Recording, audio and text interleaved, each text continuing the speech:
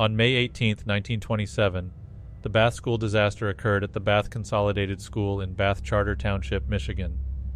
Andrew Kehoe detonated multiple explosives at the school building, killing 38 elementary school children and 6 adults, while injuring 58 other people. Prior to his timed explosives detonating at the Bath Consolidated School building, Kehoe had murdered his wife, Nellie Price Kehoe, and firebombed his farm. Just 10 miles northeast of the city of Lansing, Michigan, lies Bath Charter Township. The township covers 31 square miles and is home to the village of Bath. The township itself is situated within Clinton County, Michigan, and spans about 566 square miles. As the early 1920s dawned, the lands of Bath Township were predominantly dedicated to agriculture. However, after years of debate, the voters of Bath Township made a decision in 1922 to establish a consolidated school district and increase township property taxes to fund a brand new school. Upon the school's opening, it welcomed 236 students from the 1st grade to the 12th grade. Andrew Philip Kehoe was born on February 1, 1872, in Tecumseh, Michigan. He was raised in a farming family of 13 children and was the youngest of his siblings. His mother, Mary Kehoe, passed away when he was young, and his father would later remarry. It is said that Andrew frequently fought with his stepmother. Andrew once witnessed his stepmother be engulfed in flames as she attempted to light a stove within their home. Andrew stood and watched her burn for a while before dumping a bucket of water on the fire. This spread the flames and made them much worse, as his stepmother was also covered in oil. The fire was extinguished before the house was burned down. His stepmother would later die from the injuries she sustained. The stove malfunction was left unresolved, and Kehoe was never charged. Kehoe demonstrated intelligence from an early age. He attended Michigan State College, where he pursued studies in electrical engineering and obtained his degree. While he was in college, he met Nellie Price, whom he later married. After leaving college, he went west, and his people didn't know much about him for several years, but they knew he worked in St. Louis, Missouri as an electrician. During this period, he suffered a severe head injury in a fall. After being in a coma for 2 weeks, he returned to Michigan. In 1919, Andrew and his wife bought land from her aunt. The 185-acre land was located just outside of Bath and cost them $12,000. Neighbors described Andrew as an intelligent man who grew impatient with anyone who disagreed with him. They remembered him for his neat appearance, always dressed impeccably. He would even change his shirt throughout the day if it became even slightly dirty. Neighbors also recounted instances of Kehoe's cruelty towards his farm animals. He was said to have beaten a horse to death at one point.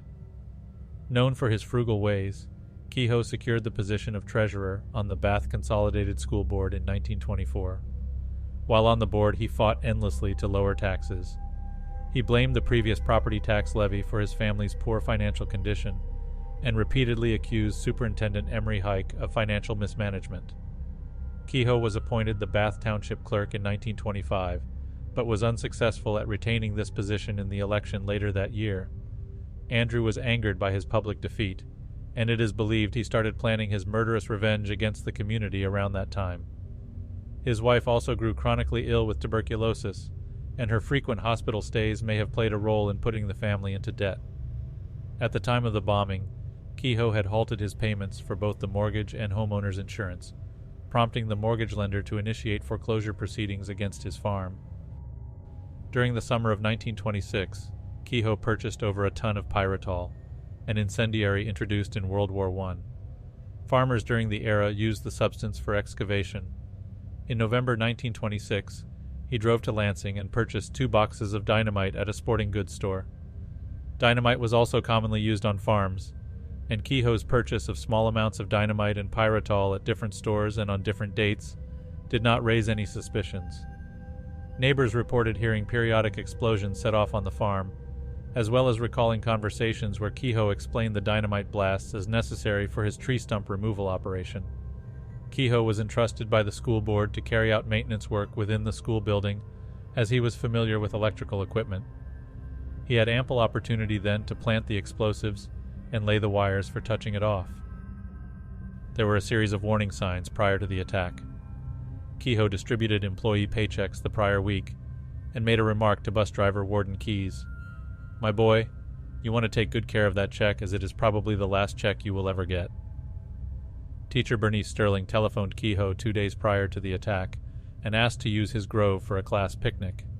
Kehoe's response was if she wanted a picnic, she would better have it at once.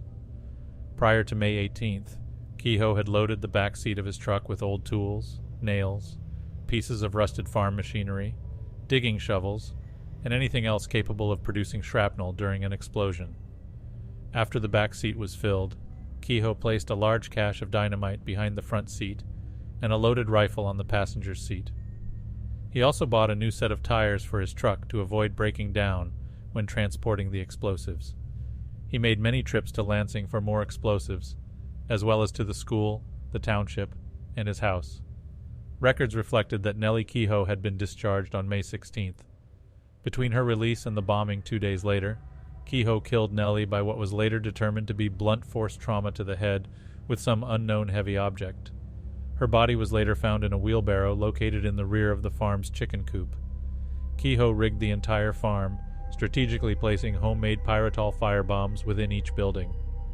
Farm animals were found tied up in their enclosures, indicating he had the intention of ensuring their deaths in the fire.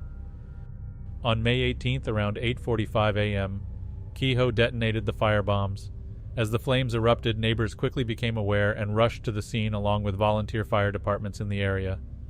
Classes at Bath Consolidated School began at 8:30 a.m. At 9:45 a.m., an explosion was heard from the school building.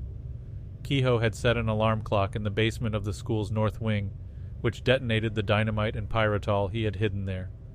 The blast was so powerful that it could be heard up to 10 miles away. Rescuers en route to the farm redirected their course to the school instead.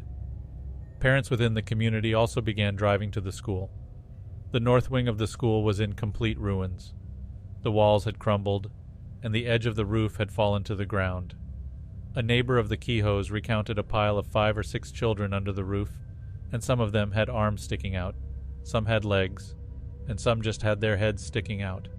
They were unrecognizable because they were covered with blood, plaster, and dust. About 30 minutes after the explosion, Kehoe drove up to the school and saw Superintendent Hike. Kehoe motioned the superintendent over to his vehicle. According to one eyewitness, as Hike neared, Kehoe produced a rifle and discharged it into the back seat. The dynamite in the vehicle ignited, and the resulting explosion killed Kehoe, the superintendent, Postmaster Glenn Smith, and Smith's father-in-law, Nelson McFerrin. An 8-year-old second grader, who had escaped the collapsed school building, was killed by the shrapnel from the exploding vehicle. The shrapnel also injured many others as it flew through the crowds of people nearby. Dedicated phone operators stayed at their stations for hours, reaching out to doctors, undertakers, hospital staff, and any available individuals who could provide help. The Lansing Fire Department promptly dispatched its chief and several firefighters to aid in the rescue efforts. Throughout the day and night, hundreds of people searched through the wreckage seeking to locate and rescue anyone they can.